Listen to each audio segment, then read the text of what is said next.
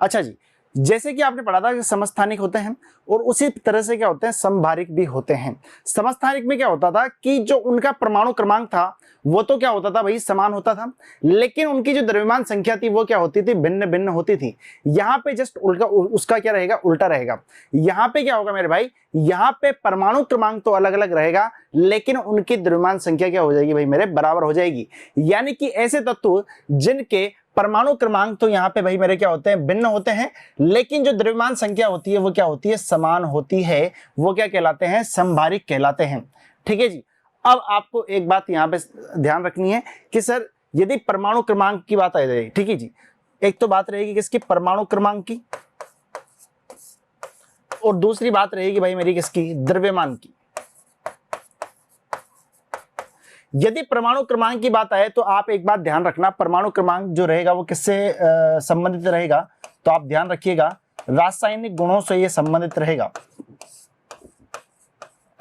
और यदि बात आती है द्रव्यमान संख्या की तो वो किससे संबंधित रहेगी, तो आप बोलेंगे सर वो भौतिक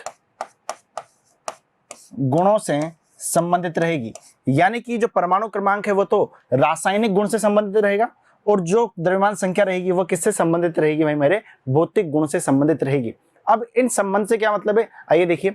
यदि हम बात करते हैं यहाँ पे कि परमाणु संख्या क्या है, यहाँ पे भिन्न भिन्न है, यानी कि इनमें परमाणु क्रमांक भिन्न होने के कारण, इसको लिख लीजिएगा, होने के कारण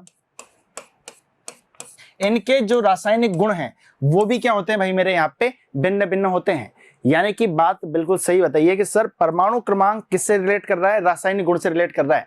परमाणु क्रमांक क्या है भाई मेरे, यहाँ पे अलग अलग हैं, तो रासायनिक गुण भी क्या होंगे, इनके भिन्न भिन्न होंगे। यानी कि परमाणु क्रमांक किससे संबंधित हो गए, यहाँ पे सीधा सीधा रासायनिक गुण से संबंधित हो गए, इसको आप याद कर सकते हैं। अच्छा जी, लेकिन सर इनके द्रव्यमान तो समान है, तो इसका मतलब ऐसा बोला जा सकता है कि सर इनके द्रव्यमान यदि समान है ना, तो इनके जो भौतिक गुण रहेंगे ना उनमें क्या पाई जाएगी, समानता पाई जाएगी। क्या पक्की बात है। अच्छा, अब यदि आप यहाँ पे देखें तो आपके सामने लिखा हुआ है, 3 उदाहरण यहाँ पे लिखे हुए हैं कि आप देखेंगे यहाँ पे कि आर्गन लिखा हुआ है, पोटेशियम लिखा हुआ है, कैल्शियम लिखा हुआ है।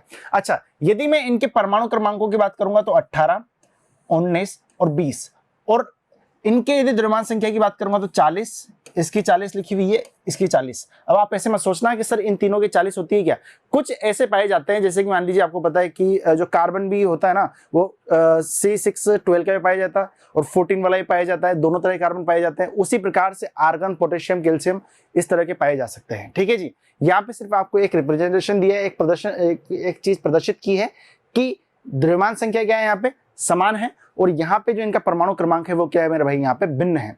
अच्छा जी, जैसा कि आप देख सकते हैं यहाँ पे कार्बन और नाइट्रोजन में भी देख सकते हैं कि कार्बन जो 14 द्रव्यमान संख्या वाला जो कार्बन रहेगा उसका जो परमाणु क्रमांक रहेगा वो तो 6 होता है, लेकिन यदि हम बात करते हैं यहाँ पे नाइट्रोजन की तो उसका परमाणु क्रमांक कितना होता है, 7 होता है। और यहाँ पे आप देख सकते हैं कि इनकी द्रव्यमान संख्या में तो समानता पाई जा रही है, लेकिन जो परमाणु क्रमांक है वो क्या मेरे भाई यहाँ पे भिन्न है। अच्छा जी, यदि हम बात करते हैं यहाँ पे गुणों की, तो गुणों की बात आएगी तो आप एक बात ध्यान रखना, जब आप अगली क्लासेस में आप पढ़ेंगे, जब हम परमाणु संरचना को आगे लेकर के चलेंगे तो वहां पे इलेक्ट्रॉनिक विन्यास लिखा जाता है। अच्छा, जो इलेक्ट्रॉनिक विन्यास लिखा जाता है वो किस पे आधारित लिखा जाता है, तो आप बोलेंगे सर इलेक्ट्रॉनिक विन्यास से ही तात्पर्य है कि इलेक्ट्रॉन से संबंधित कुछ होगा। पक्की बात है। अच्छा, अब मुझे बताओ इलेक्ट्रॉन्स की संख्या क्या प्रोटॉन्स की संख्या के बराबर होती है क्या, तो आप बोलोगे सर बिल्कुल सही बात है। क्या वही परमाणु संख्या होती है क्या, तो सर बिल्कुल सही बात है। इसका मतलब ये हो गया कि सर परमाणु संख्या यहाँ पे क्या है, अलग अलग है, तो इनके जो इलेक्ट्रॉनिक विन्यास होंगे, यानी कि जो इनके इलेक्ट्रॉनिक विन्यास होंगे वो भी क्या होंगे मेरे भाई, यहाँ पे भिन्न भिन्न होंगे। यानी कि इलेक्ट्रॉन की संख्या ही यदि अलग अलग है तो इनके इलेक्ट्रॉनिक विन्यास तो भिन्न भिन्न होंगे ही। इसीलिए क्या होता है, इनके रासायनिक गुणों में भी भिन्नता पाई जाती है। लेकिन यदि मैं बात करूं, जैसा कि मैंने आपको पहले ही संकेत दे दिया था कि यदि द्रव्यमान संख्या समान है तो इनके जो भौतिक गुण रहेंगे उनमें क्या पाई जाएगी मेरे भाई, यहाँ पे समानता पाई जाएगी। क्या इतनी बात आपको समझ में आती है क्या, पक्की बात है। चलो जी, आवर्त सारणी में संभारिकों का स्थान भिन्न भिन्न होता है, बिल्कुल सही बात है। नाइट्रोजन अलग जगह पे रहेगा, कार्बन अलग जगह पे रहेगा, ऑर्गन अलग जगह पे रहेगा। ठीक है, अब ऐसा है ना कि एक ही जगह पे रहेंगे, नहीं रहेंगे। इस तरह से अपन ने देखा था समस्थानिक में तो क्या होता था कि परमाणु क्रमांक सेम था तो वहां पे तो सेम जगह रहना जरूरी है, लेकिन यहाँ पे क्या होगा, अलग अलग इनका स्थान दिया हुआ है। अच्छा जी, अब यदि बात की जाए सर द्रव्यमान संख्या की, यदि बात करें हम, तो द्रव्यमान संख्या को यदि मैं ए से रिप्रेजेंट करूं और प्रोटॉन, अच्छा द्रव्यमान संख्या को यदि ए से रिप्रेजेंट कर रहा हूं, प्रोटॉन क्या होते हैं तो आप बोलेंगे सर पी। अच्छा, क्या द्रव्यमान संख्या प्रोटॉन प्लस न्यूट्रॉन नहीं होती क्या, तो आप बोलेंगे बिल्कुल सही बात है। तो वही बात लिखी हुई है कि इनके प्रोटॉन व न्यूट्रॉन की संख्या का सम क्या होता है, समान होता है। और ये समान क्यों है, क्योंकि द्रव्यमान संख्या क्या है मेरे भाई यहाँ पे समान है। पक्की बात है। चलो जी, अब कहानी को थोड़ा सा और आगे बढ़ाते हैं। एक नया टर्म आपके सामने नजर आएगा, सम न्यूट्रॉनिक। यानी 3 चीजें हो गई, पहली समस्थानिक, दूसरी संभारिक, तीसरी क्या हो गई सम न्यूट्रॉनिक। सम न्यूट्रॉनिक से ही आप सीधा मतलब निकाल लेंगे। कैसे कि सर सम न्यूट्रॉनिक से मतलब है कि सर कहीं ना कहीं न्यूट्रॉन्स की संख्या पे बात हो रही है। बिल्कुल सही है। यदि हम बात करें विभिन्न तत्वों, इसको आप सही कर लीजिएगा, विभिन्न तत्वों के वे परमाणु जिनमें न्यूट्रॉन्स की संख्या समान है, लेकिन परमाणु संख्या बोले तो Z व द्रव्यमान संख्या क्या है यहाँ पे मेरे भाई भिन्न है, उसे हम क्या बोलेंगे सम न्यूट्रॉनिक बोलेंगे। यानी कि सर न्यूट्रॉन्स की संख्या क्या होनी चाहिए, समान होनी चाहिए, बाकी परमाणु की संख्या अलग हो सकती है और यहाँ पे द्रव्यमान संख्या अलग होगी। ठीक है जी। अच्छा, अब यदि मैं बात करूं यहाँ पे, तो आपको जैसा कि पता है कि सर परमाणु क्रमांक यदि अलग है ना, जैसा कि मैंने आपको पहले ही संकेत दे दिया था कि सर परमाणु क्रमांक यदि अलग है तो वहां पे वो क्या होंगे, वहां पे रासायनिक गुणों से संबंधित रहेंगे। अब परमाणु क्रमांक यदि अलग आ गए तो मुझे बताओ यहाँ पे क्या रासायनिक गुण भिन्न होंगे क्या, तो बात वही लिखी हुई है सर, जो रासायनिक गुण रहेंगे वो क्या होंगे मेरे भाई यहाँ पे भिन्न होंगे। पक्की बात है। अब यदि इस चीज को हम किसी एग्जाम्पल से समझना चाहें तो समझ सकते हैं। जैसे कि आपको पता है कि क्लोरीन, आर्गन और कैल्शियम दिया हुआ है। अच्छा, यदि मैं इनके परमाणु क्रमांक की बात करूंगा तो वो कितनी आएगी 17, 18 और 20 आई। ठीक है जी। अब यदि इनकी द्रव्यमान संख्या 37 इसकी ली जाए, 38 इसकी और 40, तो आप देखेंगे यहाँ पे सर प्रोटॉन 17 रहेंगे, इलेक्ट्रॉन भी 17 रहेंगे। अच्छा जी सर 17 यहाँ पे क्या हो गए, इलेक्ट्रॉन भी हो गए और 40 इसके प्रोटॉन भी हो गए।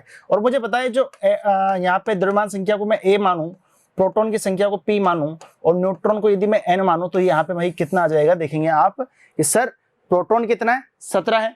पक्की बात है। अच्छा सर न्यूट्रॉन की बात की जाए तो न्यूट्रॉन क्या होगा, सर आप एक काम कीजिए, जो द्रव्यमान संख्या है ना उसमें से आप क्या करो प्रोटॉन को घटा दो, कितना आ जाएगा मेरा यहाँ पे न्यूट्रॉन की संख्या कितनी आ जाएगी 20 आ जाएगी। और इसी प्रकार से आप आगे देख सकते हैं कि सर इसकी 18 आई है क्या प्रोटॉन की संख्या, तो न्यूट्रॉन कितना होने वाला है 20 होने वाला है। क्यों, क्योंकि द्रव्यमान संख्या कितनी मेरे भाई यहाँ पे 38 है। अच्छा द्रव्यमान संख्या यदि 40 है, 20 प्रोटॉन आ गए तो यहाँ पे न्यूट्रॉन भी कितने बचेंगे भाई, आप बोलेंगे सर 20 ही बचेंगे। तो अब यहाँ पे आप तीनों केसेस में देख सकते हैं, क्लोरीन, आर्गन और कैल्शियम में, ये तीनों जगह पे क्या हो रहा है मेरे भाई यहाँ पे न्यूट्रॉन्स की संख्या बराबर आ रही है। यानी कि ऐसा बोला जा सकता है क्या कि सर इनके परमाणु संख्या अलग है। ठीक है। और क्या इन तीनों के द्रव्यमान ये आपको अलग दिखाई दे रहे हैं क्या, तो बिल्कुल अलग दिखाई दे रहे हैं। तो सर यहाँ पे लेकिन एक बात आ गई कि सर न्यूट्रॉन की जो संख्या है ना वो समान आ गई, तो ये क्या हो जाएंगे भाई मेरे यहाँ पे सम न्यूट्रॉनिक हो जाएंगे। क्या इतनी बात आपको समझ में आती है? पक्की बात है। तो हमने यहाँ पे कितनी बातें कर ली है। सबसे पहली बात की थी हमने कौन से, समस्थानिक की। समस्थानिक में क्या होता था मेरे भाई, वहां पे जो उनका परमाणु क्रमांक होता था वो तो समान होता था, लेकिन जो उनका द्रव्यमान है वो क्या होता था भाई मेरे, अलग अलग होता था। अच्छा अगली हम बात की थी कि किसकी, संभारिक की। यदि हम संभारिक की बात करते हैं तो संभारिक में क्या हुआ था, तो आप देखेंगे संभारिक में जो जितने भी तत्व है ना उनका स्थान क्या है, अलग अलग रहेगा। ठीक है। लेकिन जो उनकी द्रव्यमान संख्या रहेगी वो मेरी क्या रहेगी, यहाँ पे समान रहेगी। अब यदि अगली बात की जाए सम न्यूट्रॉनिक की, तो सम न्यूट्रॉनिक में क्या आ जाता है, सम न्यूट्रॉनिक आप बता सकते हैं आराम से कि सर न्यूट्रॉन्स की संख्या समान रहेगी, परमाणु संख्या और द्रव्यमान संख्या अलग हो जाएगी। पक्की बात है। ठीक है जी। तो पढ़ते रहिए, इसको फिर से रिवाइज कीजिए, पूरी वीडियो को रिवाइज कीजिए, और पिछली क्लासेस आपने ना देखी हो समस्थानिक की तो वो भी आप देखिए। ठीक है जी। तो जुड़े रहिए मिशन ज्ञान के साथ में, मिलते हैं अगली क्लास में। धन्यवाद।